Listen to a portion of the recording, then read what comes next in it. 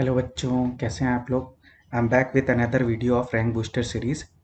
Today we will be discussing the chapter electrochemistry. और आज जो हम करेंगे वो हम करेंगे नीट के प्रीवियस ईयर क्वेश्चंस। ठीक है, आई होप आपने पुराने वीडियोस अभी तक देख लिए होंगे। मैंने नीट में और एम्स में कुछ वीडियोस अपलोड किए हैं, आप जाके उसको देख सकते हो। मैंने नीट के लिए 2020 के लिए एक अलग से प्लेलिस्ट भी बना रखी है, आप चैनल पे सर्च करो आपको मिल जाएगा। उसमें कुछ इंपॉर्टेंट चैप्टर्स जैसे मैंने एल्डिहाइड कीटोन्स डाल दिया है, carboxylic acid and it's derivative डाल दिया है, सॉल्यूशंस के वीडियो डाल दिए हैं, आयनिक इक्विलिब्रियम का वीडियो डाल दिया है, और भी कुछ वीडियोस हैं, आप प्लीज़ उसे चेक करो और प्लीज़ चैनल को सब्सक्राइब और शेयर करो। आज का वीडियो हम शुरू करते हैं और आज हम देखेंगे नीट के previous year questions of electrochemistry. ठीक है, चलो फर्स्ट क्वेश्चन से शुरू करते हैं। देखो फर्स्ट क्वेश्चन क्या बोल रहा है, when 0.1 mole of MnO4 minus is oxidized, the quantity of electricity required to completely oxidize MnO4 minus to MnO4 minus is। ठीक है, मैं सॉल्व करके दिखाता हूँ। किस कॉन्सेप्ट का क्वेश्चन है बेटा, बिल्कुल सही, ये है तुम्हारा फैराडेज लॉ का क्वेश्चन। तो फैराडेज लॉ ऑफ इलेक्ट्रोलिसिस वैसे भी बहुत इंपॉर्टेंट है, तो प्लीज़ उसको तुम एक बार चेक करो। मैं सॉल्यूशन को लिखता हूँ। ठीक है, सॉल्यूशन में देखो सबसे पहले हम क्या देखेंगे, सबसे पहले तुम फाइंड आउट क्या करो कि कितने नंबर ऑफ इलेक्ट्रॉन्स ट्रांसफर हो रहे हैं। तो अगर ध्यान से देखो, मैं तुम्हें दो मेथड बता देता हूँ। MnO4 minus two converts to MnO4 minus. तो अगर तुम ध्यान से देखोगे तो यहाँ पे सब कुछ बैलेंस है, बस यहाँ पे -2 चार्ज है और यहाँ पे -1 चार्ज है। यहाँ पे मैं एक इलेक्ट्रॉन क्या कर दूंगा, ऐड कर दूंगा। ठीक है, और अगर ऐसे भी सोचो कि अगर इसका ऑक्सीडेशन स्टेट निकालोगे तो ये आएगा +6 और इसका ऑक्सीडेशन स्टेट निकालोगे तो आएगा तो +7। तो ऑब्वियस सी बात है कि +6 से +7 में अगर कन्वर्ट हुआ है तो 1 इलेक्ट्रॉन क्या हुआ होगा, रिलीज हुआ होगा। ठीक है, तो एक तरह से ये ऑक्सीडेशन है। ऑक्सीडेशन में हमेशा इलेक्ट्रॉन क्या होता है, रिलीज होता है या लॉस होता है इलेक्ट्रॉन का। अब एक्चुअली में इसमें समझो, अब मैं इसको ऐसे लिख सकता हूँ कि one mole of electron is equal to 1 farad. तो 1 farad electricity is required for oxidation of is required for oxidation of 1 mole of MnO4 minus 2। तो अगर 1 फैरेड इलेक्ट्रिसिटी पास करेंगे तो मेरे कितने moles of MnO4 minus 2 oxidise होंगे, 1 मोल होंगे। तो मेरे पास कितने मोल दिया है मुझे, 0.1 mole of MnO4 minus 2 is oxidized बोल रहा है। तो अगर ये 0.1 मोल ऑफ MnO4 माइनस है तो उसके लिए मुझे कितनी इलेक्ट्रिसिटी होगी, 0.1 फैरेड हो जाएगी। बिल्कुल इजी है, उसी ऑर्डर में ये भी डिक्रीज हो जाएगा। और तुम्हें पता होगा कि 1 farad is equal to 96500 coulomb. तो अगर one farad is equal to this much of coulomb, तो 0.1 farad is equal to 96500 into 0.1 coulomb. इसको जब मैं सॉल्व करूंगा तो ये आ जाएगा 96500 कूलम। तो मेरा आंसर यहाँ पे तुम मैच करो, कौन सा मैच कर रहा है, सॉरी 9650, क्योंकि 10 से 10 टू द पावर -1 है ना। तो आंसर इज सी बेटा, इजी क्वेश्चन था। ठीक है, और इसका एन फैक्टर भी देखो कितना था, 1। तो एन फैक्टर जो होता है वही होता है नंबर ऑफ इलेक्ट्रॉन ट्रांसफर्ड पर मोल। यहाँ पे देखो 1 मोल है और 1 ही इलेक्ट्रॉन ट्रांसफर हुआ है। तो ये अच्छा क्वेश्चन था, इसको एक बार चेक कर लेना। हम लोग नेक्स्ट क्वेश्चन पे चलते हैं, वो भी इलेक्ट्रोलिसिस से ही रिलेटेड है। तो मैं इसको भी सॉल्व करके तुम्हें दिखाता हूँ। What is next question, the next question is the weight of silver displaced by a quantity of electricity which displace 5600 ml of O2 at STP। मतलब तुमसे बोल रहा है कि कितनी इलेक्ट्रिसिटी मुझे चाहिए या कितना वेट मेरा सिल्वर का डिजॉल्व होगा if this much amount of O2 at STP is released. तो मैं क्या कह रहा हूं, सबसे पहले तुम निकाल लो moles of O2 find out कर लो। मोल्स ऑफ O2 कैसे फाइंड आउट करोगे, ये ml में है, इसको लीटर में कन्वर्ट कर लो। कितना हो जाएगा, 5.6 लीटर। और STP पे वॉल्यूम कितना होता है 1 मोल का, 22.4। तो इसको जब मैं सॉल्व करूंगा तो ये ऑक्सीजन के कितने मोल आ गए, 1/4 मोल। ठीक है, ऑक्सीजन का तो मैं एन फैक्टर पता है, अच्छा चलो मैं तुम्हें बता ही देता हूँ, याद रखना ये पॉइंट, करके भी बता दे रहा हूँ। जैसे मान लो H2O गिव्स O2, दोनों तरीके बता रहा हूँ। प्लस, अब देखो यहाँ पे 2 ऑक्सीजन है तो ये हो जाएगा 2H2O, प्लस आ जाएगा 4H प्लस, प्लस 4 इलेक्ट्रॉन। तो ऑक्सीजन का एन फैक्टर कितना है बेटा? ऑक्सीजन का एन फैक्टर याद रखेंगे सब लोग, आगे भी यूज होगा। तो मैं तो बोल रहा हूँ ऑक्सीजन का एन फैक्टर याद ही रखो, और हाइड्रोजन का भी और क्लोरीन का भी। तो ऑक्सीजन का एन फैक्टर होगा बेटा 4। अब दूसरा तरीका देखो, जैसे मान लो यहाँ पे ये है -1 और यहाँ पे ये है 0, सॉरी ये -2 है ना, सॉरी -2 टू 0, चेंज कितने का है बेटा? 2 का। और ऑक्सीजन के कितने एटम है? 2, तो यहां से भी एन फैक्टर कितना आएगा? 4। तो एन फैक्टर ऑक्सीजन का कितना होता है? एन फैक्टर ऑक्सीजन का होता है 4। ये चीज तुम्हें पता हो गई। अब तुम यहां से इक्विवेलेंस निकाल लो। इक्विवेलेंस का फॉर्मूला क्या होता है? Equivalence is equal to moles into n factor, moles into n factor. Moles कितने हमने फाइंड आउट किए थे बेटा? 1/4। एन फैक्टर कितना है ऑक्सीजन का? 4। तो इक्विवेलेंट्स कितने आ गए ऑक्सीजन के? 1। 1 इक्विवेलेंट का मतलब कितनी electricity? 1 equivalent of O2 is equal to 1 farad of electricity. ठीक है, तो मतलब मुझे ये पता चल गया कि कितनी इलेक्ट्रिसिटी जो है वो सेल से ट्रांसफर हुई होगी। तो अगर 1 फैरेड इलेक्ट्रिसिटी ट्रांसफर हुई होगी तो 1 फैरेड, अब ये भी देखो दूसरी इक्वेशन देखो, Ag plus plus electrons gives Ag। तो 1 फैरेड अगर इलेक्ट्रिसिटी होगी यूज, तो 1 मोल ऑफ क्या होगा? 1 मोल ऑफ Ag भी क्या होगा? डिपॉजिट होगा। और अगर 1 मोल ऑफ Ag डिपॉजिट होगा तो तुम खुद सोच के बताओ कि इसका कितना वेट डिपॉजिट होगा? 108 ग्राम ऑफ Ag। सिंपल, कुछ लोग फॉर्मूले से भी सॉल्व करते हैं, वो तुम लगा सकते हो सेकेंड लॉ, पर इस तरह देखो समझ में ज्यादा अच्छा आता है। ठीक है, कि कैसे एक्चुअली में सॉल्व हुआ है, इसीलिए मैं सॉल्व करके दिखा रहा हूं।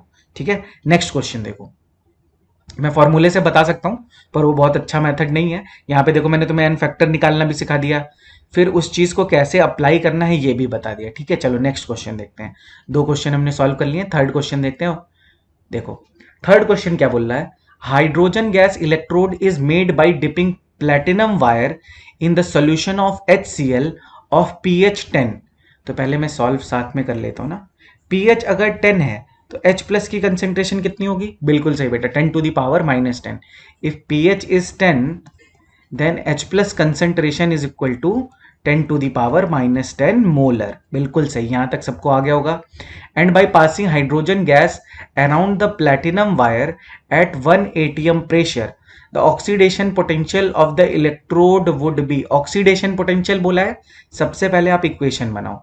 तो देखो H2 gas gives 2H plus plus 2 electron. एक एक चीज को ध्यान से समझो। दूसरी चीज, हाइड्रोजन का ऑक्सीडेशन पोटेंशियल कितना होता है बेटा? 0 वोल्ट होता है। अब यहां से n की वैल्यू कितनी है? n is number of electron, कितने हैं? 2 है। तो n की वैल्यू भी मैंने फाइंड आउट कर ली। अब इस पे सबसे पहले तुम क्या लगाओ? इस पे सबसे पहले एकदम बेसिक से समझा रहा हूं, ठीक है? नस्ट इक्वेशन लगाओ। तो नस्ट इक्वेशन का फॉर्मूला क्या होता है? E cell is equal to E not cell. अब इसको क्योंकि ये ऑक्सीडेशन पोटेंशियल है तो उसकी जगह हम सेल की जगह ऑक्सीडेशन पोटेंशियल भी लिख सकते हैं। तो E not OP is equal to E not OP minus 0.059 divided by N. N की वैल्यू कितनी है? 2। लॉग, लॉग क्या होगा? H प्लस का स्क्वायर और डिवाइडेड बाई H2 की वैल्यू है 1। तो प्रेशर ऑफ H2 कितना है? 1 atm। उससे कोई फर्क पड़ने वाला नहीं है। अभी मैंने तुम्हें क्या बताया? ई नॉट ओपी इज 0 वोल्ट, तो ये बेटा हो जाएगा 0। तो ये वाली वैल्यू तो यहां से फिनिश हो गई। मुझे क्या फाइंड आउट करना है? Oxidation potential. तो मैं यहां लिख लूंगा E O P is equal to -0.059 divided by 2 log 10 to the power -10 का स्क्वायर। मेरे ख्याल से लॉग सबको सॉल्व करना आता होगा।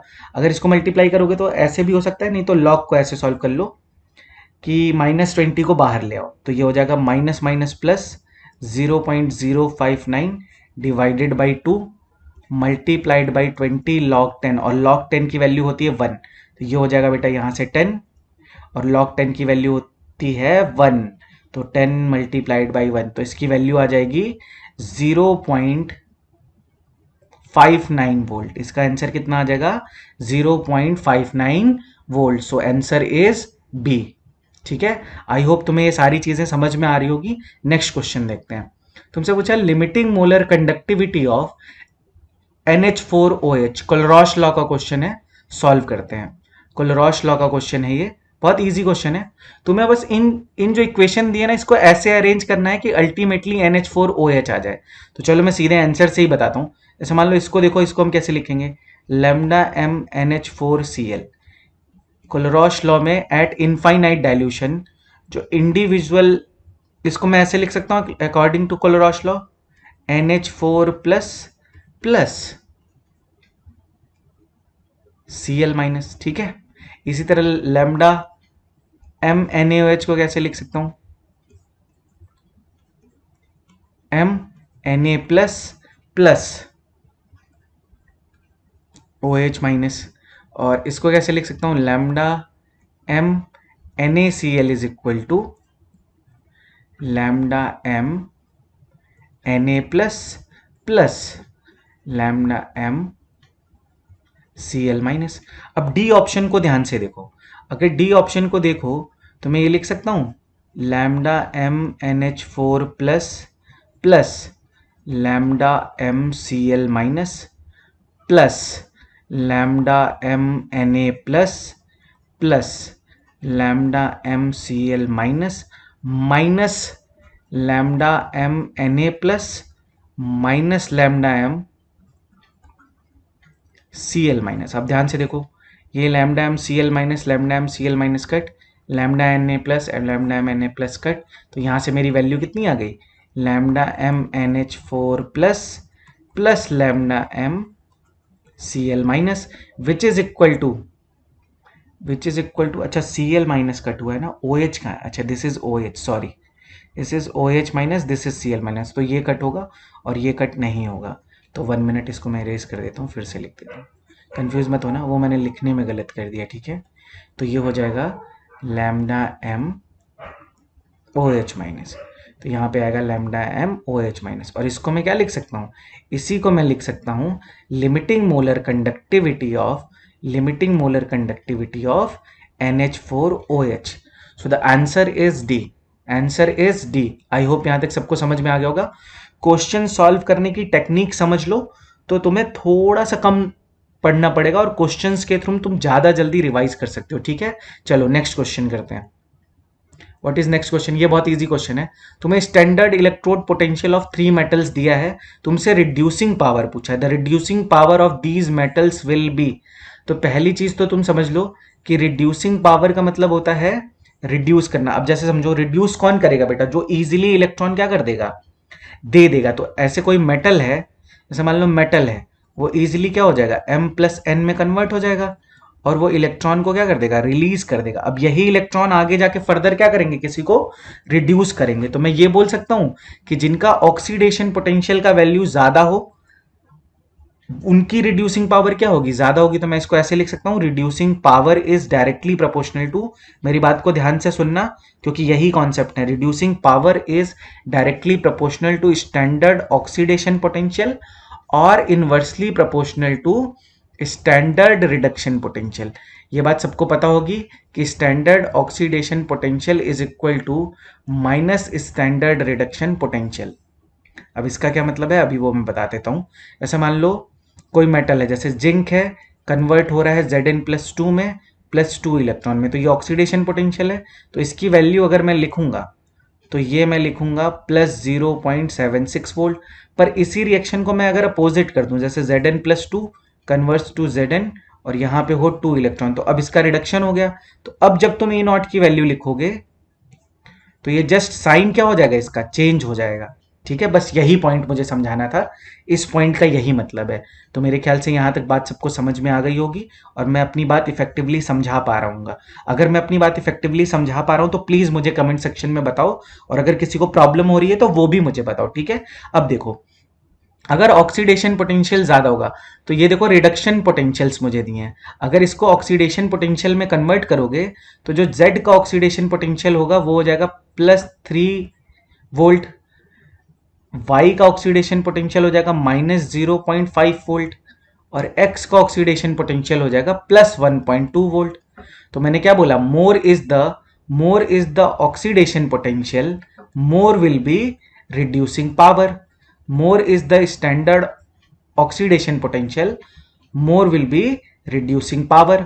तो more will be reducing power, तो सबसे ज्यादा reducing power किसका होगा? Z का होगा। फिर किसका होगा? फिर होगा तुम्हारा X का, और फिर किसका होगा? Y का। तो ऑप्शन मैच करा लो बेटा। तो मैं पहले यहाँ आंसर लिख देता हूँ, फिर ऑप्शन मैच करा लेंगे। सबसे ज्यादा रिड्यूसिंग पावर होगा Z का, फिर होगा बेटा X का, और फिर होगा Y का। तो अब आंसर मैच कराओ, कौन सा मैच कर रहा है? बी ऑप्शन मैच कर रहा है, Z X Y। So the answer is B. Next question देखो, the electrode potential for Cu+2 plus electron gives Cu plus aqueous, and Cu plus aqueous plus electron gives Cu solid are 0.15 volt and 0.50 volt respectively. The value of, अच्छा ठीक है, तुमको दो equation दे दी है, जैसे तुम्हें equation दी है कि Cu+2 plus electron gives Cu plus, इसका तुम्हें ई नॉट का वैल्यू दिया है। ऑब्वियस सी बात है कि ये है तुम्हारा रिडक्शन पोटेंशियल। रिडक्शन पोटेंशियल की वैल्यू है 0.15 वोल्ट। दूसरी वैल्यू तुम्हें क्या दी है? दूसरी वैल्यू तुम्हें दी है Cu plus plus electrons gives Cu solid. ठीक है, ये भी तुम्हें कौन सा पोटेंशियल दिया है? रिडक्शन पोटेंशियल दिया है। तो पहले सारी चीजें अच्छे से नोट कर लिया करो, या जब फर्स्ट टाइम कर रहे हो तो प्रॉपरली करो, उसके बाद अपनी स्पीड को इंक्रीज करो। ठीक है, नेक्स्ट तुम्हें क्या बोला है? तुम्हें फाइंड आउट करनी है वैल्यू किसकी? तुम्हें ई नॉट की वैल्यू फाइंड आउट करनी है। ई नॉट की वैल्यू फाइंड आउट करनी है फॉर एक मिनट यार, पेन भी थोड़ी सी इधर उधर हो जा रही है। ठीक है, Cu+2 gives copper plus 2 electrons. अब मैं इसको कैसे सॉल्व करूंगा, ध्यान से देखो।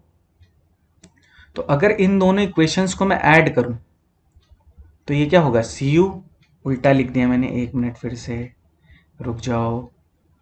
Cu, हाँ, +2 इलेक्ट्रॉन्स गिव्स कॉपर सॉलिड। अब मेरी बात ध्यान से सुनो, जब भी हमारे पास फाइनल इक्वेशन में इलेक्ट्रॉन्स प्रेजेंट होते हैं तो हम डायरेक्टली, क्योंकि यहां पे देखो नंबर ऑफ इलेक्ट्रॉन्स भी डिफरेंट है। पहली इक्वेशन में 1 इलेक्ट्रॉन है, दूसरी इक्वेशन में 1 इलेक्ट्रॉन है, और लास्ट इक्वेशन में 2 इलेक्ट्रॉन है।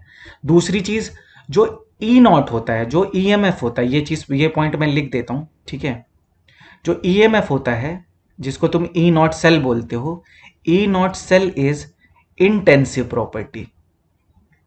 इंटेंसिव प्रॉपर्टी, और जो इंटेंसिव प्रॉपर्टी होती हैं उनको हम डायरेक्टली ऐड नहीं कर सकते हैं। इसीलिए जब भी इस टाइप का क्वेश्चन आए कि तुम्हें फाइनल इक्वेशंस में इलेक्ट्रॉन दिख रहे हैं, तो सबसे पहले तुम डेल्टा जी नॉट की वैल्यू लिखा करो। ठीक है, अब मैं डेल्टा जी नॉट की वैल्यूज लिख रहा हूं। देखो, जो फर्स्ट इक्वेशन है उसके लिए मैं डेल्टा जी नॉट की वैल्यू लिख रहा हूं, डेल्टा जी नॉट 1। ठीक है, इसके लिए क्या वैल्यू होगी? -NFE0। तो -n की वैल्यू कितनी है? n की वैल्यू है 1, तो -1 इंटू एफ इंटू 0.15 वोल्ट। इसी तरह इक्वेशन 2 के लिए तुम डेल्टा जी की वैल्यू लिखोगे, तो इक्वेशन 2 के लिए डेल्टा जी की वैल्यू होगी delta G2 naught is equal to, ये देखो मैं पहले ही बता दे रहा हूँ, ये इक्वेशन 1 है, ये इक्वेशन 2 है, और ये इक्वेशन 3 है। तो कंफ्यूज मत होना, इक्वेशन 1 के लिए लिख दी -NFE0। इसके लिए भी वैल्यू कितनी आ जाएगी? -1 इंटू एफ इंटू 0.50 वोल्ट। और जो थर्ड इक्वेशन है उसको हम मान लो ले लेते हैं डेल्टा G3 नॉट, और इसकी वैल्यू हो जाएगी -NFE0 सेल, यही हमें फाइंड आउट करना है। तो ये हो जाएगा -2 into F into E not cell. अब मेरी बात ध्यान से सुनो, मैं ये लिख सकता हूं क्योंकि delta G is extensive property, और extensive properties are additive in nature. तो जब मैं इक्वेशन 1 2 को ऐड कर रहा हूं तो मेरी थर्ड इक्वेशन बन रही है। तो जो एडिटिव प्रॉपर्टी होगी उसको हम डायरेक्टली क्या कर सकते हैं? ऐड कर सकते हैं। आई होप मेरी बात सबको क्लियरली समझ में आ रही होगी। नहीं समझ में आएगी तो प्लीज कमेंट करके बताना। तो ये हो जाएगा -2FE0 cell is equal to, यहां पे क्या हो जाएगा? यहां पे हो जाएगा -0.65 इंटू एफ से एफ कट हो जाएगा, माइनस से माइनस का कट हो जाएगा। तो ई नॉट सेल की वैल्यू कितनी आ जाएगी? 0.65 डिवाइडेड बाई 2, और जब मैं इसको सॉल्व करूंगा तो ये वैल्यू आएगी 0.325 volt. The answer is a. Answer is a. I hope यहां तक सबको समझ में आ रहा है। अगर किसी को अभी भी नहीं समझ में आ रहा है तो प्लीज कमेंट सेक्शन में बताएगा, मैं एक नेक्स्ट वीडियो और बना दूंगा, इसमें बहुत अच्छे अच्छे क्वेश्चन इलेक्ट्रोकेमिस्ट्री से आते भी हैं। ठीक है, नेक्स्ट क्वेश्चन। हाँ, ये भी क्वेश्चन अच्छा है, देखो।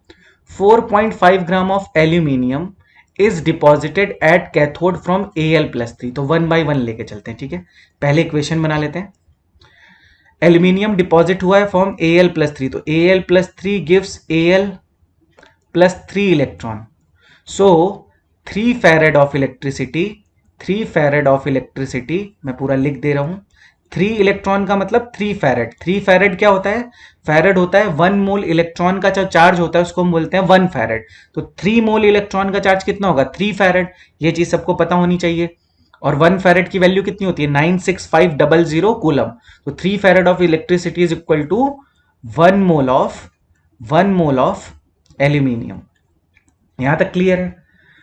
तो अब मुझे एक बात बताओ, मुझे तो क्या बोल रखा है, तो 1 मोल का मतलब 27 gram of aluminium is produced by 3 farad of electricity. ये बात एकदम सबको क्लियर होनी चाहिए। अब मुझे कितनी वैल्यू दी है? मुझे 4.5 ग्राम बोला है। तो बस मैं ये निकाल लूं कि 4.5 ग्राम कितने मोल्स है, तो वो मैं कैसे निकाल लूंगा? ठीक है, तो यहां पे हम पहुंच गए थे। तो 27 ग्राम ऑफ एल्यूमिनियम था ना। तो अगर 27 ग्राम ऑफ एल्यूमिनियम से इतने फैरेड ऑफ इलेक्ट्रिसिटी है, तो 4.5 ग्राम ऑफ एल्यूमिनियम से कितनी हो जाएगी? 3 into 4/0.5 divided by 27 farad of electricity. तो ये आ जाएगा 1/6 और ये आ जाएगा 1/2। मतलब 1/2 फैरेड ऑफ इलेक्ट्रिसिटी से कितने ग्राम ऑफ वो डिपॉजिट हुआ है? तो मुझे इलेक्ट्रिसिटी की वैल्यू पता चल गई, कितनी हो गई? 1/2 फैरेड। अब बस इसी को मुझे अप्लाई कर लेना है। अगर 1/2 फैरेड ऑफ इलेक्ट्रिसिटी, अब इसको मैं सही से लिख देता हूं, एक बात ध्यान से समझ लो कि अगर 1/2 फैरेड ऑफ इलेक्ट्रिसिटी है तो that is equal to 1/2 equivalent of aluminium and which is equal to 1/2 equivalent of H2। Equivalent सबके हमेशा क्या होते हैं? सेम होते हैं। और रिएक्शन में सबके same amount of equivalents react भी करते हैं, सेम अमाउंट। मोल्स डिफरेंट हो सकते हैं पर इक्विवेलेंट्स हमेशा क्या होते हैं? सेम होते हैं। अब यहां से देखो, तुमसे पूछा है कि द वॉल्यूम ऑफ H2 मतलब hydrogen produced at STP from H+ ion in solution by the same quantity of electric charge will be. तो मुझे एक तरह से मोल्स निकालने पड़ेंगे। तो मोल्स इज इक्वल टू क्या होगा? इक्विवेलेंट इज इक्वल टू होता है मोल्स इंटू एन फैक्टर। तो मोल्स इज इक्वल टू क्या हो जाएगा? Equivalent divided by n factor. अब तुम्हें जैसे मैंने बताया था कि ऑक्सीजन गैस का जो एन फैक्टर होता है वो 4 होता है, उसी तरह हाइड्रोजन गैस का एन फैक्टर देखो देखो 2H plus 2 electron give H2। तो ऑब्वियस सी बात है, कितने इलेक्ट्रॉन ट्रांसफर हो रहे हैं? 2। और नहीं तो ऐसे समझ लो +1 से 0, चेंज कितने का है? 1 का। और कितने एटम है? 2। तो हाइड्रोजन का एन फैक्टर कितना हो जाएगा बेटा? 2 हो जाएगा। तो यहां से ध्यान से देखो, इक्विवेलेंट कितने थे बेटा? हाफ थे। और एन फैक्टर कितना है? 2 है। तो यहां से कितने मोल्स हो जाएंगे? 1/4 मोल्स। और अगर मुझे वॉल्यूम निकालना है तो मुझे इससे किससे मल्टीप्लाई करना पड़ेगा? 22.4 लीटर से, क्योंकि एसटीपी पे 1 मोल का वॉल्यूम कितना होता है? 22.4 लीटर। इसको जब तुम सॉल्व करोगे तो ये आंसर आ जाएगा बेटा 5.6 लीटर। तो आंसर इज डी। बहुत ईजी क्वेश्चन, जल्दी से मैंने सॉल्व कर दिया। नेक्स्ट क्वेश्चन देखो, the standard EMF of a galvanic cell involving cell reaction with n is equal to 2 is found to be 0.295 volt at 25 degree Celsius. ठीक है, तुम्हें क्या क्या बता दिया है? सबसे पहले वो लिख लो। एन की वैल्यू बता दी है, एन की वैल्यू है 2। ई नॉट सेल की वैल्यू बता दी है, ई नॉट सेल की वैल्यू है 0.295 वोल्ट। क्या पूछा है? तुमसे पूछा है के इक्विलिब्रियम की वैल्यू फाइंड आउट करने के लिए बोला है। ठीक है, के इक्विलिब्रियम की वैल्यू फाइंड आउट करने के लिए बोला है। चलो बेसिक से देखते हैं। At equilibrium E cell is equal to 0। और अगर नस्ट इक्वेशन अप्लाई करो तो E cell is equal to क्या होता है? E cell is equal to E not cell minus at equilibrium E cell is equal to 0। If E cell is equal to 0, Q is equal to K equilibrium. ठीक है, तो minus 0.059 divided by n की value तुम्हें दे रखी है 2, और यहां पे आ जाएगा लॉग के इक्विलिब्रियम। ये वैल्यू क्या हो जाएगी, log K equilibrium. E not cell की वैल्यू दी है तो मैं इसको ये लिख सकता हूं, log K equilibrium is equal to, direct formula भी मैं बता सकता हूं पर मैं इसीलिए समझा के कर रहा हूं, ठीक है। ई नॉट सेल, पहले इसको इधर भेज लेना, multiplied by 2 divided by 0.059। E not cell की वैल्यू है 0.295 मल्टीप्लाइड बाई 2 डिवाइडेड बाई 0.059। जब तुम इसको सॉल्व करोगे बेटा तो ये वैल्यू आ जाएगी 10। जब इसका एंटी लॉग लोगे तो मैं क्या लिख सकता हूं, K equilibrium is equal to 10 to the power 10। तो आंसर मैच कराओ, कौन सा मैच कर रहा है, 1 into 10 to the power 10। So the answer is D. So the answer is D, 1 into 10 to the power 10। बाकी सारे पावर ही देखो गलत है, ये 11 है, ये 12 है, ये 2 है, ठीक है। नेक्स्ट क्वेश्चन, नेक्स्ट क्वेश्चन भी देखो, अभी एक क्वेश्चन ऐसा ही मैंने करवाया था। जब भी इलेक्ट्रॉन्स प्रेजेंट होंगे फाइनल इक्वेशन में, तुम हमेशा कैसे जाओगे, तुम हमेशा जाओगे डेल्टा जी की वैल्यू से। तो फिर से एक बार उसी टाइप का क्वेश्चन है, तो समझ लो। सबसे पहले हम क्या करेंगे, सबसे पहले हम देखेंगे मुझे क्या पूछ रहा है, पहले मैं इक्वेशन बना लेता हूं। Cu+2 electrons gives Cu। E not की वैल्यू दे रखी है, ई नॉट कौन सी होगी, रिडक्शन पोटेंशियल, तो ये होगा 0.337 वोल्ट। नेक्स्ट इक्वेशन देखो क्या बोल रहा है, Cu+2 plus electrons gives Cu+, इसकी तुम्हें ई नॉट की वैल्यू दी है 0.153 वोल्ट। अगर इन दोनों इक्वेशन को यूज करके तुम्हें थर्ड इक्वेशन बनानी हो which is Cu plus electron gives Cu, तो मैं क्या करूं कि ये रिएक्शन बन जाए। देखो अगर सेकेंड वाली इक्वेशन को मैं इन्वर्स कर दूं, मतलब उसको अपोजिट डायरेक्शन से लिख दूं, तो ये क्या हो जाएगा, Cu+2। तो इसको मैं क्या लिख सकता हूं, Cu plus gives Cu+2 plus electron, और इसकी ई नॉट की वैल्यू कितनी हो जाएगी, -0.153 वोल्ट। मैंने अभी आगे तुम्हें बताया था कि standard oxidation potential is equal to minus standard reduction potential, ठीक है। तो ये देखो यहां पे क्या हो रहा था, यहां पे रिडक्शन हो रहा था, तो यहां पे जो वैल्यू होगी उसकी जस्ट अपोजिट हो जाएगी ऑक्सीडेशन में। अब इन दोनों इक्वेशन को ऐड करो, देखो बन रही है हमारी फाइनल इक्वेशन, बिल्कुल बन रही है। तो यहां से Cu+2 गायब, यहां से एक इलेक्ट्रॉन से कट हो जाएगा, तो हमारी फाइनल इक्वेशन आ जाएगी। तो ये हो गया मेरा थर्ड इक्वेशन। अब मैंने तुम्हें क्या बोला, ई नॉट को डायरेक्टली ऐड मत करना, अब तुम्हें फाइंड आउट करना है ई नॉट सेल की वैल्यू। मैंने क्या बोला, सबसे पहले फर्स्ट इक्वेशन के निकालो डेल्टा जी नॉट की वैल्यू। तो ये वैल्यू कितनी आ जाएगी, मैं सीधे लिख रहा हूं, माइनस कितने इलेक्ट्रॉन है, 2, n हो गया f, और इसकी वैल्यू है 0.337 वोल्ट, ठीक है। सेकेंड इक्वेशन के लिए डेल्टा जी नॉट की वैल्यू निकालो, तो delta G2 is equal to minus minus plus हो जाएगा 1f इंटू 0.153 वोल्ट। और लास्ट इक्वेशन के लिए निकालो, तो मैं कर करके सिखा रहा हूं, वैसे एग्जाम में बहुत फास्ट कर सकते हैं इसे, ठीक है।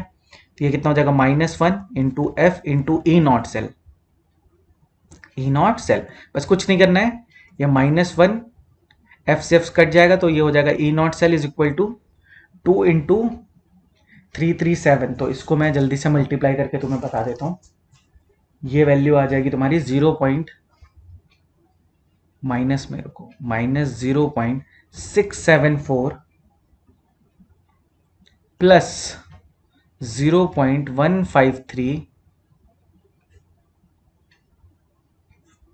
अब इसको सॉल्व कर लो, तो ई नॉट सेल की वैल्यू कितनी आ जाएगी, इसको जब मैं सॉल्व कर लूंगा तो ई नॉट सेल की वैल्यू आ जाएगी 0.521, क्योंकि माइनस से माइनस क्या हो जाएगा, कट हो जाएगा। तो ई नॉट सेल की वैल्यू आ गई 0.521। तो कौन सा आंसर मैच कर रहा है बेटा, फर्स्ट आंसर, तो इसका आंसर होगा फर्स्ट। नेक्स्ट क्वेश्चन देखो, नेक्स्ट क्वेश्चन है the equilibrium constant of the reaction, the equilibrium constant of the reaction. अच्छा, तुमसे इसका इक्विलिब्रियम कांस्टेंट पूछा है, तो वही वाला formula, E cell is equal to E not cell minus 0.059 divided by n log K equilibrium, बिल्कुल सही। एन की वैल्यू देखो कितनी होगी बेटा, कॉपर कन्वर्ट हो रहा है कॉपर +2 में, तो ऑब्वियस सी बात है कि 2 इलेक्ट्रॉन का ट्रांसफर हुआ होगा। तो एन की वैल्यू ई से E at equilibrium E cell is equal to 0, E not cell की वैल्यू मुझे दी है 0.46 माइनस 0.059 डिवाइडेड बाई n की वैल्यू कितनी है 2 log k इक्विलिब्रियम। बिल्कुल सही। यहां से जब मैं इसको सॉल्व करूंगा तो ये हो जाएगा log k equilibrium is equal to log k equilibrium is equal to 0.46 into 2 divided by 0.059। इसको जब मैं सॉल्व करूंगा तो ये वैल्यू आएगी 0.92 डिवाइडेड बाई 0.59 इंटू 10। तो जब मैं इसको सॉल्व करूंगा तो ये वैल्यू आ जाएगी मेरी 15.56। अब देखो इसको कैसे सॉल्व करेंगे, जल्दी से करके दिखाता हूँ। एंटी लॉग लोगे तो ये हो जाएगा K equilibrium is equal to 10 to the power 15.56। अब देखो इसको कैसे ब्रेक करके करते हैं, पावर कैसे बनाएंगे। तो इसको मैं ऐसे लिख सकता हूँ 15 प्लस 0.56, जो चीज पावर में उसको मल्टीप्लाई कर लेंगे तो 10 to the power 15 into 10 to the power 0.56। अब देखो log 2 की वैल्यू होती है 0.3, log 3 की वैल्यू होती है 0.49, तो ये वैल्यू उससे बड़ी है। अब मैच करा लो। पहली बात तो देखो ये 10 टू द पावर 10 है तो ये वैसे ही गायब हो गया, ये भी गायब हो गया, ये भी गायब हो गया। एक ही ऑप्शन मैच कर रहा है 10 टू द पावर 15 वाला, तो यही अपना आंसर है। ठीक है, आई होप यहां तक सबको समझ में आ गया होगा। मैं आज की वीडियो बेटा यहीं पे फिनिश करता हूं। अगर अभी भी आपको लगता है कि इलेक्ट्रोकेमिस्ट्री में आपको प्रैक्टिस की जरूरत है तो प्लीज मुझे कमेंट सेक्शन में बताओ। कोई शर्माने वाली बात नहीं है, मैं और वीडियोस बना दूंगा। आपकी प्रैक्टिस के लिए मैं ये वीडियो बना रहा हूं, ठीक है। और प्लीज चैनल को सब्सक्राइब करो और शेयर करो ताकि किसी और का भी फायदा हो सके, ठीक है। Thank you so much for all the love and appreciation. मैं आज का वीडियो यहीं पे फिनिश करता हूं। Thank you so much.